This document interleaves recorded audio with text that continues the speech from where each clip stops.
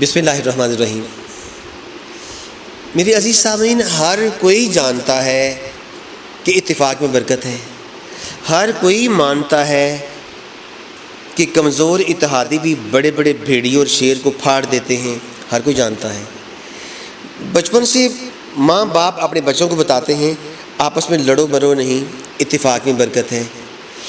قرآن کریم کی آیت پہ سب کا یقین اور ایمان ہے کہ وَاعْتَصِمُوا بِحَبْلِ اللَّهِ جَمِيعًا وَلَا تَفَرَّقُوا، اللہ کی رسی کو مضبوطی سے پکڑ لو اور آپس میں فرقے بازی میں نہ پڑو۔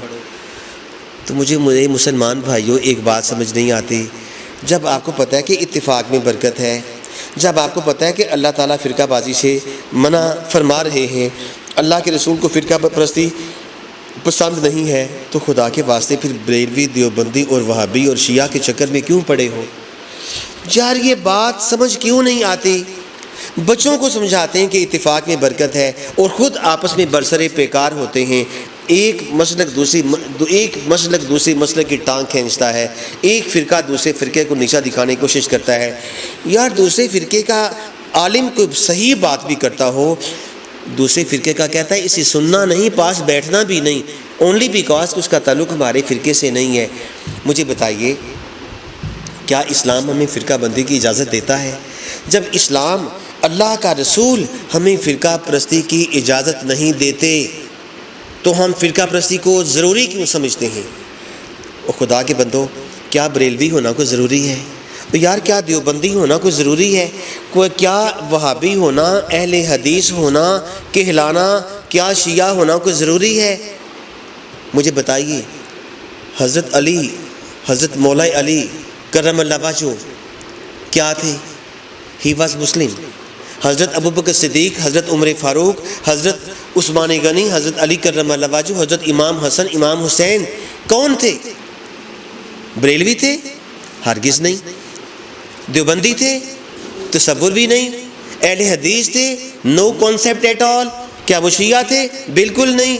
اور برادران عزیز وقار، خدا کے لیے اپنے آپ کو اسلام کے حوالے کرو، اپنے آپ کو فرقوں کے حوالے نہ کرو، اپنے آپ کو بھائی لفظ دیوبندی کہاں سے نکلا؟ ہندوستان کے ایک گاؤں کا نام ہے۔ لفظ بریلوی، وہ بریلی ہندوستان کے ایک گاؤں، ایک چھوٹے سے شہر کا نام ہے۔ میں اپنے آپ کو ہندوستان کے شہروں کے ساتھ منسوب کیوں کروں؟ میں مدینے والی سرکار کا ماننے والا ہوں۔ یار مدنی بن جاؤ، مکی بن جاؤ، محمدی بن جاؤ، میرے حضور کے غلام بن جاؤ، میرے حضور کی امت کو لڑانے کی کوشش نہ کرو۔ سمندر میں اترو، اپنے آپ کو چھپڑوں میں نہ اتارو۔ چھپڑ میں اتار کے بندہ اپنے آپ کو غارت کر لیتا ہے۔ بڑے میدان میں اترو گے تو بڑے دین کے ساتھ جڑ جاؤ۔ میرے آقا بڑے ہیں، میرا اسلام بڑا ہے، قرآن سب سے بڑی کتاب ہے، اللہ ساری کائنات کا سب سے بڑا پروردگار ہے، چھوٹا تو ہو ہی کوئی نہیں سکتا۔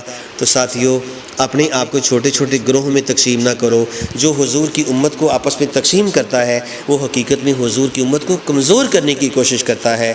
مصطفیٰ کے عہد زری میں کوئی فرقہ نہ تھا، ایک بھی امت میں سنی، ایک بھی شیعہ نہ تھا۔